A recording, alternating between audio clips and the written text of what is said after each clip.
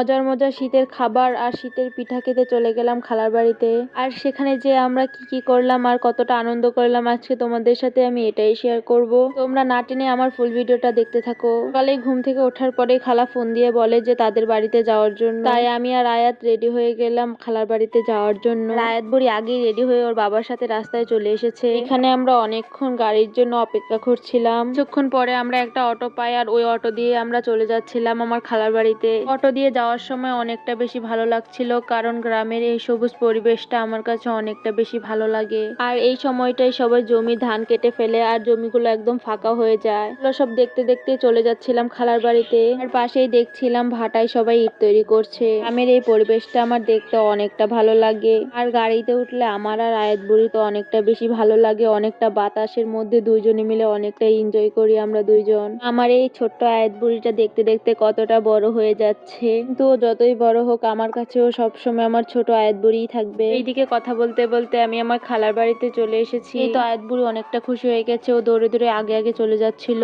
সে দেখি আমার ভাই পিঠা তৈরি করার চাল ভাঙানোর জন্য নিয়ে যাচ্ছিল। আগে দেখতাম গ্রামের মানুষেরা জাতি দিয়ে চাল কুটতো, তাছাড়া আরো অনেক সহজ পদ্ধতিতে বাড়িতেই চাল কুটে ফেলতো। এখন সবাই খুব সহজে মেল থেকে চাল ভাঙিয়ে নিয়ে চলে আসে, এর জন্য এতটা কষ্ট করতে চায় না তারা। এইদিকে আমার খালা ভাতও রান্না করে নিচ্ছিল মাটির চুলায়। আর ভাত রান্না করতে করতে আমার ভাই চাল ভাঙিয়ে নিয়ে চলে এসেছে। আর পাশেই খালা তরকারি রান্না করছিল। খালার হাতে যে কোনো তরকারি খেতে আমার অনেকটা বেশি ভালো লাগে। খালা এখানে মিষ্টি কুমড়া আর মুরগির চামড়ি দিয়ে এটা তরকারিটা রান্না করেছিল। এটা রান্না করার পরে খালা মাংসের তরকারিটা রান্না করার জন্য বসিয়ে দিয়েছে। ওদের গাছে অনেক সুন্দর বড়ই ধরেছে, আমার তো দেখে অনেকটা বেশি ভালো লাগছিল। ছোট ছোট বড়ই, গাছের বড়ইটা যখন অনেকটা বড় হয় খেতে অনেক বেশি ভালো লাগে আমার কাছে। কালকে ওখানে জালসা হয়েছিল, তাই আমার ভাই আমার মেয়ের জন্য এই মাথার বেলটা কিনেছে। বুড়ি তো এটা দেখে খুব বেশি খুশি হয়েছে, আর এটা সাথে সাথে ও মাথায় পরে নিল।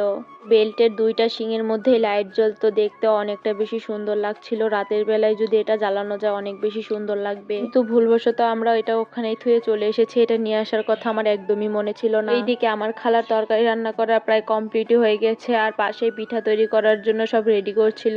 বুড়ি দোকান থেকে এই প্রজাপতিটা কিনে নিয়ে এসেছে, দেখতে আমার কাছে অনেকটা বেশি ভালোই লাগছিল। আর এইদিকে ভাপা পিঠা তৈরি করার জন্য ভাঙিয়ে আনা চালগুলোর মধ্যে অল্প অল্প করে পানি দিয়ে এটা ডো তৈরি করে নিচ্ছিল। ভাপা পিঠার ডোটা একদম ঝরঝরা করে তৈরি করতে হয়, তার জন্য এখানে অল্প অল্প করে পানি অ্যাড করে ঝরঝরা করে এই ডোটা তৈরি করে নিচ্ছিল। আমার পিঠার মধ্যে সবচেয়ে প্রিয় পিঠাই হলো এই ভাপা পিঠা। ছোটবেলায় এটা আমি প্রতিদিনই কিনে খেতাম, কারণ আমার কাছে এটা খেতে অনেকটা বেশি ভালো লাগে। আর শীত আসলে এই পিঠা না বানালে আমার একদমই বেশি ভালো লাগতো না।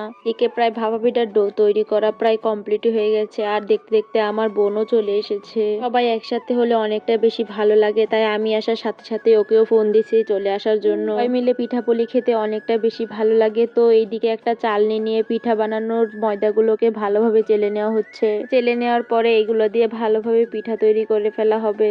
এই পিঠাটা তৈরি করতে তেমন বেশি সময় লাগে না, শুধু চাল ভাঙানো থাকলে অল্প কিছু সময়ের মধ্যে এই পিঠাটা খুব সহজে তৈরি করে ফেলা যায়। এইদিকে পিঠা তৈরি করার জন্য গুড়গুলো কেটে নেওয়া হয়ে গেছে। এখন একটা মাটির ছোট পাত্রের মধ্যে কিছু পরিমাণ ময়দা নিয়ে তার উপর একটু গুড় দিয়ে তার উপর আবার একটু ময়দা দিয়ে এই পিঠাটাকে ভালোভাবে বানিয়ে নিতে হবে।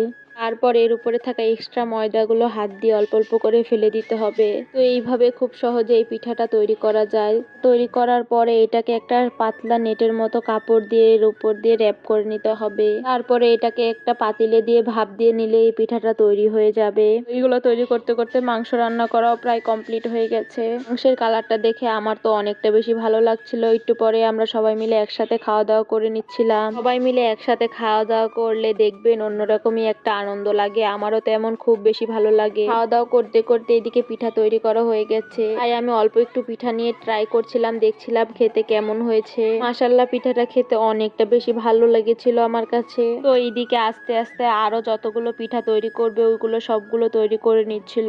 খালা পিঠা তৈরি করছিল আর আমরা সবাই মিলে চলে গেছিলাম পাশে একটা ভাবির বাসা। সেই দেখি ভাবির হাঁসেরকে খাওয়ানোর জন্য এইগুলো শামুক তুলছিল।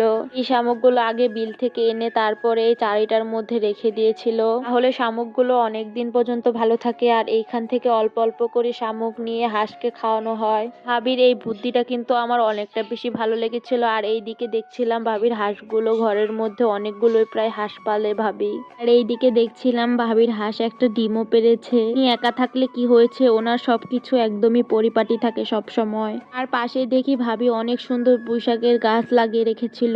পুঁইশাকের গাছে অনেকগুলো বিচি হয়েছে, এই বিচিটা খেতে অনেকটা বেশি ভালো লাগে। যখন এই বিচিগুলো পাকে তখন রান্না করে খেলে অনেকটা বেশি ভালো লাগে। তোমরা কে কে এই বিচিগুলো রান্না করে খাও অবশ্যই কমেন্ট করে জানিও। তারপরে ভাবির সাথে ভাবি ছাগল নেওয়ার জন্য আমাদের স্কুল মাঠে চলে আসলাম। এই স্কুল থেকে আমি এসএসসি পাস করেছি।